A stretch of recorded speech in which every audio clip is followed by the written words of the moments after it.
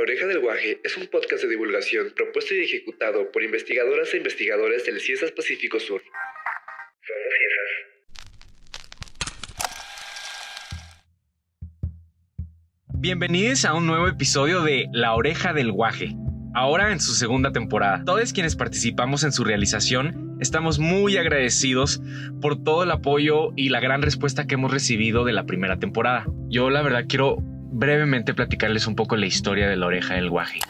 Primero que nada, quiero reconocer el trabajo de Vico, fundamental en la creación de este podcast. Creo que no sería posible sin él, y también de Fernando Mino. Ahora, por mi parte, yo les puedo platicar que en algún momento también de mi formación en la maestría tuve el honor de participar en un diplomado sobre historia oral en el Instituto Mora, y de verdad que eso cambió mi perspectiva de las cosas, en el sentido de que muchas veces le damos una preponderancia al conocimiento escrito, y está bien, pero no hay que menospreciar la oralidad, en especial como un vehículo de divulgación.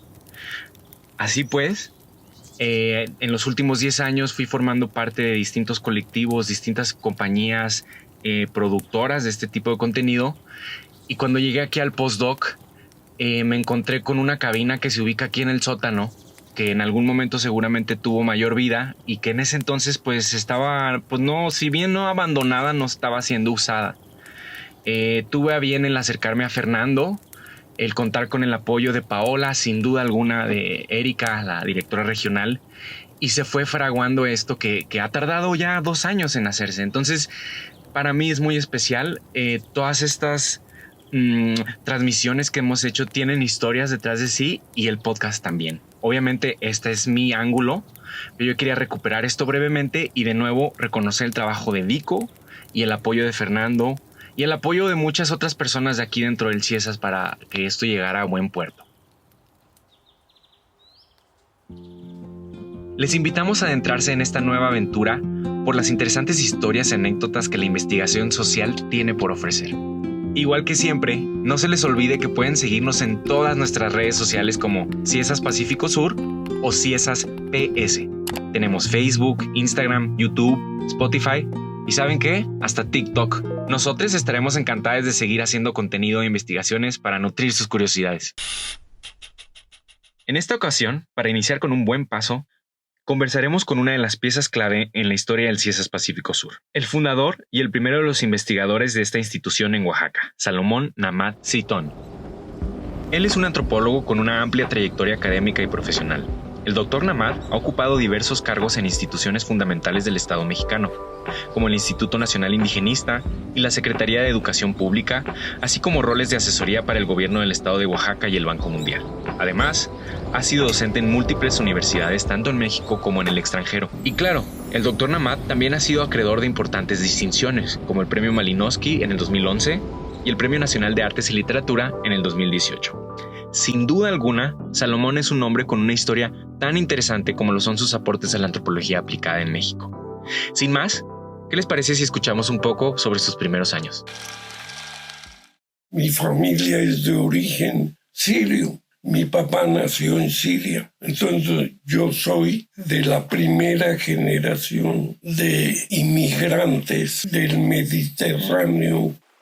Viene mi padre de una de las ciudades más antiguas del Medio Oriente, que es Alepo. Él tenía 14 años y tuvo que salir en un barco para que no lo mandaran a la guerra, a la Primera Guerra Mundial, que era contra Turquía.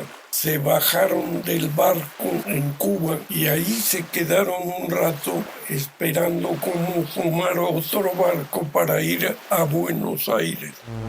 Tomaron el barco y pararon en Tampico primero y luego paró en Veracruz. Y ahí, porque eran barcos mercantes, no eran barcos de pasajeros, sino venían como migrantes.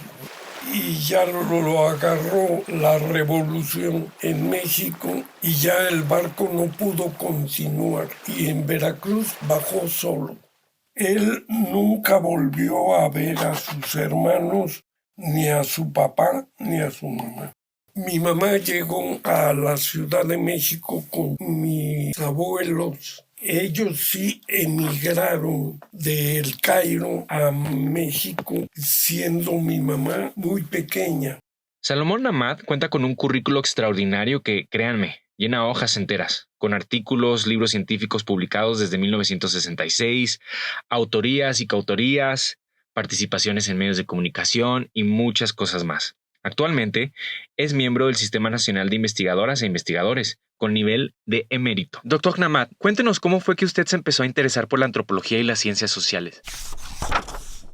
Nací en la Ciudad de México y a los 5 años empezó la Segunda Guerra Mundial. Entonces hubo una crisis en la Ciudad de México, no había trabajo. Entonces mi papá y mi mamá, con 3 o 4 hijos, emigraron a Orizaba, Veracruz. Y la primaria la estudié en Orizaba y me sentaban con niños, unos niños que hablaban un idioma que yo no sabía quiénes eran. Iban descalzos, de calzón blanco y camisa blanca. Los niños náhuatl. La ciudad de Orizaba es una ciudad interétnica muy poderosa. Y de esa manera aprendí que había otro idioma que no se hablaba en la escuela. Los maestros hablaban castellano nada más. Y en mi casa, mi mamá y mi abuela hablaban en árabe. Mi abuela era monolingüe en árabe. Cuando cumplí 18 años me metí a estudiar sin que mi papá me autorizara, porque querían que yo trabajara para ganar dinero, porque no alcanzaba el dinero, ¿no? Y no había dinero para que te mandara a estudiar a la universidad. Entonces, con lo que ganaba con mi papá, me podía mantener yendo en la tarde a la carrera de trabajo social. Y ahí conocí a 2 grandes de mis maestros. El maestro Armando Hinojosa, que era psiquiatra y trabajaba como maestro en la UNAM. Y él me indujo al psicoanálisis. Entonces, a los 18 años, entré al psicoanálisis y empecé a reflexionar de dónde venía, cómo eran las dificultades, los problemas sociales. Y tuve la suerte de conocer al doctor Erich Fromm y trabajar con él en un proyecto de estudio de la personalidad de la mujer obrera de la Ciudad de México, que él había estudiado eso en Alemania y quería un comparativo entre la mujer mexicana y la mujer alemana. Entonces el doctor Hinojosa me presentó a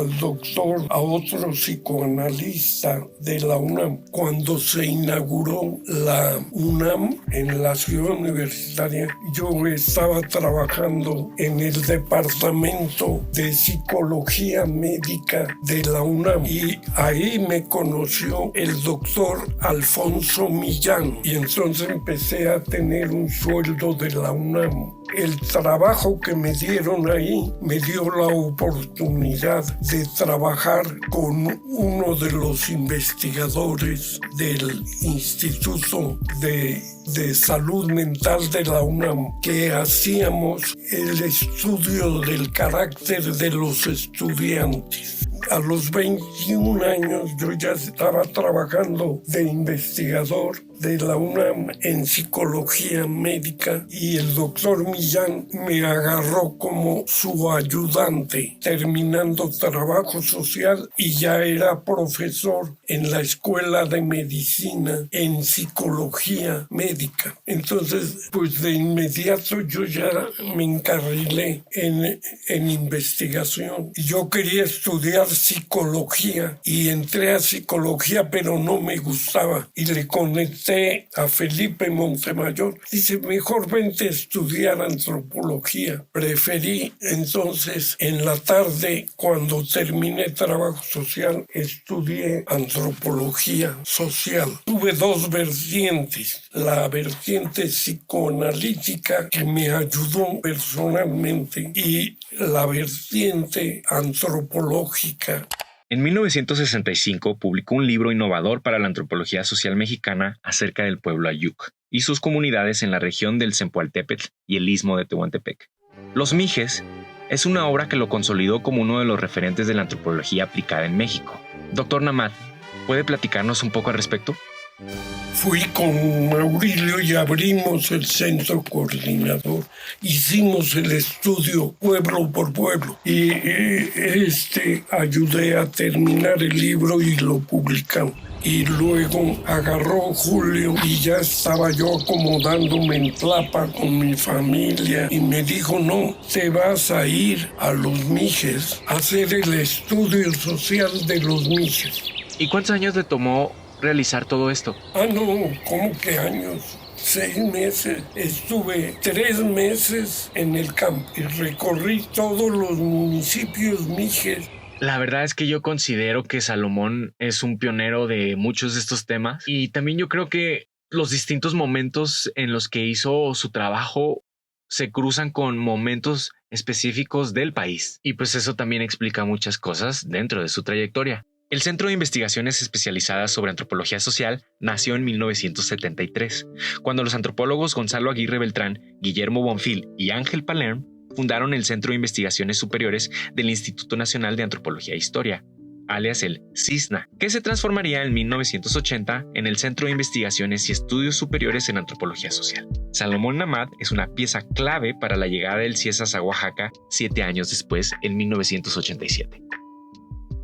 Echeverría dijo, vamos a crear 10 centros coordinadores. Se habían creado en 20 años 10 centros. Y con Echeverría se crearon 60 centros coordinadores.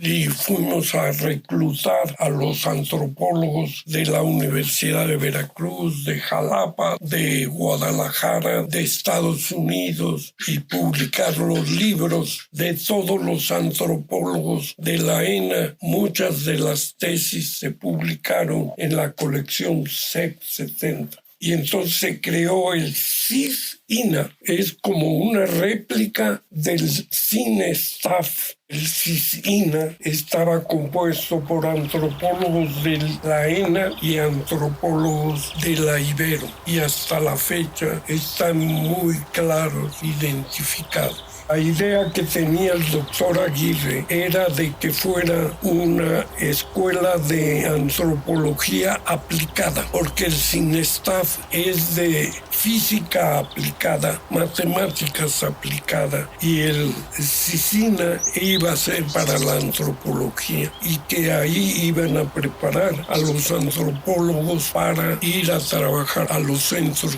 coordinadores. Originalmente, a mí me tocó estar en las discusiones de la creación del CISINA con Guillermo Bonfil, Ángel Palermo, y yo estaba como el director del INI, porque la idea era capacitar y preparar a los antropólogos para la antropología aplicada. Echeverría sacó un decreto que crea el CIESA. Eladio mandó a Lourdes Arizpe a hablar y yo ya había pensado comprar mi casa y conseguir una plaza en Estados Unidos y ganaría más, pero hay un reconocimiento nacional e internacional a mi trabajo, no como un académico que acumula libros, y eso es parte del CONACYT y de toda la corriente de academicismo que existe en México.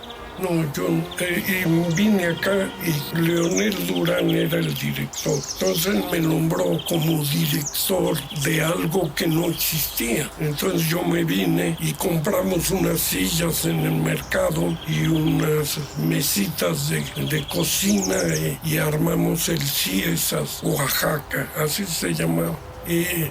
pero lo que hice fue traer computadoras las primeras computadoras que llegaron a Oaxaca son las que trajimos para la enseñanza de los idiomas indígenas en computación. Junté a todos los etnolingüistas que había formado el CIESA y Luis Reyes, invité a Luis Reyes a venir a orientar, a hacer que el CIESAS fuera al campo, a las comunidades.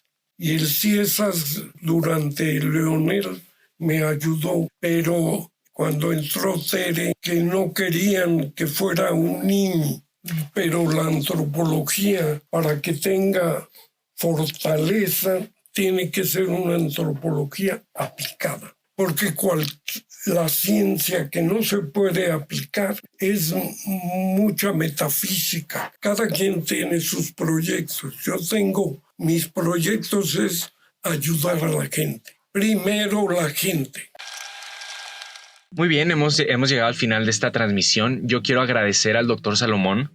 Quiero hacer un reconocimiento de su trayectoria. Quiero también hacer énfasis en que no solo es importante en la historia de la antropología en México, sino en la historia misma de México. Les voy a dejar una pista por ahí. Adéntrense en su trabajo que hizo en Tabasco hace como unas 3 décadas. Y creo que hay mucho que recuperar de su labor y me parece una gran oportunidad, ¿no? Para recordarle. Yo quiero también aprovechar para invitar al público a seguir pendientes de nuestras redes, porque en los próximos episodios seguiremos dialogando con expertas y expertos del CIESAS sobre otros temas interesantes relacionados con la antropología. Soy JF Matamoros y nos vemos a la próxima.